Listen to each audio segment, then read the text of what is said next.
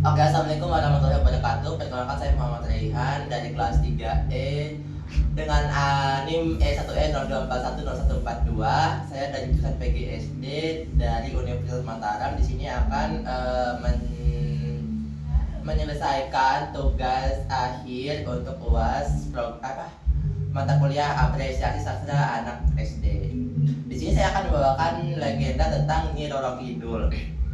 Jadi di suatu hari, pada zaman dahulu hiduplah seorang raja Pakuan Pajajaran, namanya itu Prabu Siliwangi. Prabu Siliwangi 6. Nah, Prabu Siliwangi 6 ini terkenal dengan sifatnya yang bijaksana, arif, dan juga yang paling penting itu dia tuh berani. Saking beraninya dia tuh sering banget ke hutan buat berburu hewan sendirian, tapi jadi nggak ditemani sama para pengawalnya, dia cuma sendirian doang itu. Nah, ada di suatu hari dia ke hutan buat pergi berburu sendirian, tapi saking asyiknya dia di hutan itu untuk berburu, dia sampai ini masuk ke dalam banget. Jadi akhirnya dia tersesat dan dia nggak tahu lah tempat untuk dia kembali ke kerajaannya. Dia mulai panik dikit sih, tapi dia tetap berusaha buat nyari jalan. Dia keliling di dalam hutan, tapi lama-lama dia tuh nggak ketemu sama jalannya, sampai akhirnya udah mau senja, udah mau malam nih. Akhirnya dia lelah. Nah, setelah itu dia beristirahat sejenak, dia duduk sebentar, terus dia berpikir. Nah, terus di tengah kebingungannya itu muncullah seorang perempuan berparas jelita. Dan melihat perempuan itu, Prabu Siliwangi langsung matanya berbinar penuh harapan. Jadi Prabu Siliwangi berharap bahwa perempuan ini bisa menolong dia untuk kembali ke kerajaannya. Nah, dia minta tolong lah ke perempuan itu buat menunjukkan jalan pulang. Tapi sama perempuan itu perempuan itu cuma diam doang. Jadi nggak dijawab apa-apa. Beberapa detik dia diam. Setelah itu dia menjawab, dia akan membantu Prabu Siliwangi dengan satu syarat. Nah, syaratnya itu Prabu Siliwangi harus menemani perempuan itu untuk sementara waktu. Jadi Prabu Siliwangi ini harus tinggal sama perempuan itu untuk sementara waktu. Terus Prabu Siliwangi awalnya ya ragu-ragu sih, tapi nggak ada jalan lain buat kembali ke kerajaannya. Akhirnya dia memutuskan untuk mengambil jalan tersebut, yaitu dengan menemani perempuan itu. Kemudian mereka sama perempuan ini dibawalah Prabu Siliwangi ke tempat dia tinggal. Terus waktu mereka berdua itu sampai ke tempat perempuan ini tinggal, ternyata perempuan itu tinggal di sebuah istana yang besar banget, sangat megah dan juga mewah di tengah hutan. Nah, Prabu Siliwangi kaget dong, kok bisa ada kerajaan yang sebesar ini di dalam hutan. Terus ditanya deh sama Prabu Siliwangi karena kepo banget, emang kamu tuh siapa sih? Kamu dari mana gitu? Tanya Prabu Siliwangi ke perempuan itu, tapi sama perempuan itu nggak dijawab. Jadi dia misterius banget nih. Nah, Prabu Siliwangi nggak ambil pikir panjang, intinya dia nyelesain aja syarat itu untuk tinggal bersama perempuan itu untuk beberapa waktu. Udah berselang lama mereka tinggal bareng, Prabu Siliwangi mulai nyaman sama perempuan tadi yang ditemui di hutan, sampai dia tuh mulai tumbuh jatuh cinta pada perempuan itu. Akhirnya mereka memutuskan untuk menikah, kemudian hidup bahagia untuk sementara waktu doang mereka bahagianya. Terus pada suatu malam Prabu Siliwangi ini keinget sama kerajaan dia. Ini kelihatan nggak? Oke, dia tuh keinget sama kerajaan dia. Jadi udah lama nih pergi banget dia meninggalkan kerajaannya. Kemudian dia teringat sama rakyatnya. Akhirnya dia ini minta izin ke istrinya untuk kembali ke kerajaan. Nah, sama istrinya diizinkan lah. Terus Prabu Siliwangi pergi ke kerajaannya diantar oleh prajurit kerajaan dari istrinya. Nah, terus waktu Prabu Siliwangi sampai di kerajaan dia disambut hangat oleh para warganya. Nah, jadi warganya ini udah ngira Prabu Siliwangi itu meninggal, dan karena menghilang cukup lama, ternyata dia masih hidup dan dia tuh tinggal bareng istrinya tadi. Terus setelah itu Prabu Siliwangi hidup kayak biasanya, dia ngurus kerajaan, dia kembali menjadi raja dan memimpin kerajaan Pakuan Pajajaran. Nah, terus setelah udah lama berjalan dia di kerajaannya. Pas suatu malam dia mendengar suara tangisan seorang bayi waktu malam, waktu tidur. Nah, dia kebangun lah karena suara itu. Terus dia ngecek keluar dan ternyata benar ada seorang bayi di luar. Kemudian dia menggendongnya, kemudian menenangkan bayi tersebut supaya dia tidak nangis lagi. Nah kemudian tiba-tiba muncullah kabut, wush, muncullah kabut, dan kemudian dalam kabut itu muncul seorang perempuan yang ternyata adalah istri dari Prabu Siliwangi. Terus waktu istrinya datang, istrinya ini bilang kalau anak itu adalah anak Prabu Siliwangi. Kemudian dia bilang pada Prabu Siliwangi untuk menjaga anak itu seperti anak manusia. Terus Prabu Siliwangi bingung dong, apa maksudnya menjaga anak itu seperti anak manusia gitu katanya. Dia nanya lah ke istrinya, maksudnya apa? Tapi sama istrinya itu nggak ada jawab. Terus istrinya tiba-tiba langsung menghilang, bush gitu. Prabu Siliwangi ditinggal di tengah kebingungannya. Tapi Prabu Siliwangi ya oke aja, jadi nurut sama istrinya. Dia akan menjaga anak itu seperti anak manusia. Terus berjalan lama, singkat waktu, Prabu Siliwangi itu menamai anaknya tadi Putri Kadita. Jadi namanya Putri Kadita. Putri Kadita tumbuh sebagai gadis yang sangat baik hati dan juga nurut, patuh, dan juga berbakti pada orang tuanya. Kemudian kecantikannya juga itu mirip sama ibunya. Jadi terkadang Prabu Siliwangi itu teringat dengan istrinya karena melihat wajah dari anaknya. Terus karena rindu, akhirnya Prabu Siliwangi itu sering banget nih ke hutan sama prajuritnya buat nyari kerajaan yang dia temui di hutan waktu itu. Tapi seberapa besar pun usaha dia waktu itu, dia nggak menemukan kerajaan itu.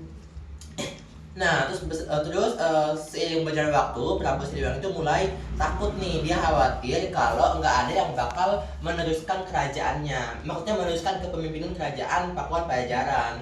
Sebenarnya ada si Putri Kadita, tapi rakyatnya itu kurang suka kalau misalnya pemimpinnya itu kerajaan itu dipimpin oleh perempuan. Jadi harus laki-laki nih. Oleh karena itu Prabu Siliwangi minta izin lah ke Putri Kadita untuk menikah lagi. Akhirnya Putri Kadita yang baik hati itu setuju-setuju aja. Dia memperbolehkan ayahnya untuk menikah lagi. Akhirnya Prabu Siliwangi menikah dengan seorang putri dari seorang bangsawan, namanya itu Dewi Mutiara. Nah, terus singkat cerita, mereka menikah, kemudian Dewi Mutiara hamil dan ternyata mengandung. Dan ternyata anaknya itu seorang laki-laki nih, seperti yang diharapkan oleh Prabu Siliwangi. Nah, terus di masa kehamilannya Dewi Mutiara ini mulai mengeluarkan sifat-sifat yang aneh. Jadi mulai berubah nih sifatnya. Kayak mulai egois, mudah marah dan sebagainya. Tapi itu kan wajar ya kalau buat ibu hamil. Cuma di sini Dewi Mutiara itu punya permintaan-permintaan yang makin aneh. Awalnya sih bisa-bisa aja, kayak minta makanan yang mahal, pakaian yang mahal. Intinya sesuatu yang masih bisa digapai oleh Prabu Siliwangi. Tapi makin lama makin melunjak. Kayak ini tuh makin aneh. Sampai satu waktu Dewi Mutiara itu meminta pada Prabu Siliwangi untuk mengeluarkan Putri Kadita dari kerajaan. Nah, Prabu Siliwangi yang mendengarkan hal itu marah dong. Kok dia bisa sih minta buat keluarin Putri Kadita, sedangkan Putri Kadita itu merupakan anak dari Prabu Siliwangi. Dan juga istrinya sebelumnya itu menyuruh dia untuk menjaga Putri Kadita dengan sebaik mungkin. Akhirnya Prabu Siliwangi menolak mentah-mentah permintaan itu. Terus si Dewi Mutiara ini yang licik ini tidak menyerah begitu saja. Dia mencari dukun yang paling sakti di situ untuk menyihir Putri Kadita. Emang jahat banget sih dia. Dia carilah itu dukun. Terus sama dukunnya itu disihir Putri Kadita. Kemudian Putri Kadita lah pada malam harinya itu langsung gatel-gatel dan muncul bintik-bintik benjol nanah seperti bisul di seluruh tubuhnya, sampai di wajah-wajahnya juga tuh ada itu. Intinya sihirnya benar-benar dahsyat. Kemudian Prabu Siliwangi mengumpulkan semua tabib di di seluruh kerajaan untuk mengobati penyakit Putri Kadita. Tapi dari seluruh tabib yang dikumpulkan itu nggak ada satupun yang bisa menyembuhkan penyakit Putri Kadita. Emang jago banget sih si dukun itu, terlalu dahsyat. Gitulah intinya. Tapi gak ada yang mengalahkan sihir itu. Terus akhirnya nyerahlah, dan si Dewi Mutiara yang licik tadi itu memanfaatkan kesempatan ini untuk mengeluarkan Putri Kadita. Dia bilang ke Prabu Siliwangi kalau penyakit itu bakal menular kalau Putri Kadita nggak segera diasingkan. Jadi keputusannya Putri Kadita harus pergi dari meninggalkan kerajaan. Prabu Siliwangi awalnya sih bingung ya, kayak ini tuh keputusan yang benar-benar susah banget. Tapi Prabu Siliwangi juga takut kalau misal warganya itu terkena penyakit menular juga. Padahal dia sebenarnya penyakit itu nggak menular gitu kan. Akhirnya Putri Karita iya aja, dia setuju kalau dia harus meninggalkan kerajaan. Hanya pergilah Putri Karita itu meninggalkan kerajaan ke dalam hutan yang sangat jauh banget. Dan di dalam hutan itu dia betapa di dalam hutan beberapa hari. Dan sampailah satu waktu dia mendengar sebuah bisikan-bisikan aneh. Bisikan-bisikan itu berasal, katanya sih bisikan-bisikan itu berasal dari ibunya. Terus Putri Karita bingung, karena dia nanya lah kenapa ibunya nggak menampakkan diri. Tapi sama ibunya itu nggak dijawab apa-apa. Ini kelihatan. Tapi sama ibunya itu nggak dijawab apa-apa nih.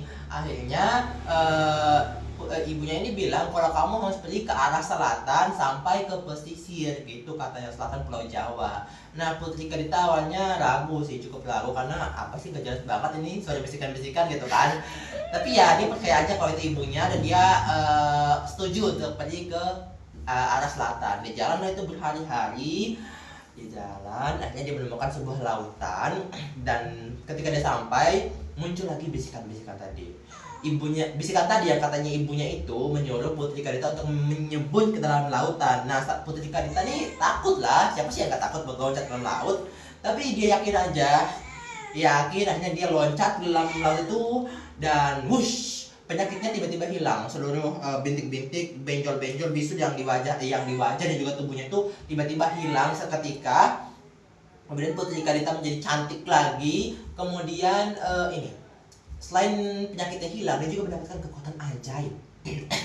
Jadi dia mendapatkan kekuatan yang sangat sakti banget, sehingga dia tuh bisa mendapatkan menguasai pantai selatan. Jadi untuk membalas budi karena hal itu, dia membangun kerajaan di laut tersebut, di laut selatan. Dia bangun kerajaan yang besar banget dan dia dijuluki sebagai Ratu Laut Selatan. Nah di situ dia boleh mengumpulkan prajuritnya, tapi nggak dapatkan gratis nih prajuritnya. Jadi dulu itu ceritanya banyak banget pangeran-pangeran dari kerajaan lain yang ingin menikahi Putri Karita. Tapi sang Putri Karita itu dikasih syarat, kalau dia tuh kalau mau menikahi Putri Karita harus melawan Putri Karita dulu. Kalau bisa menang boleh menikah, tapi kalau kalah maka yang melamarnya itu harus menjadi prajurit kerajaan Putri Karita.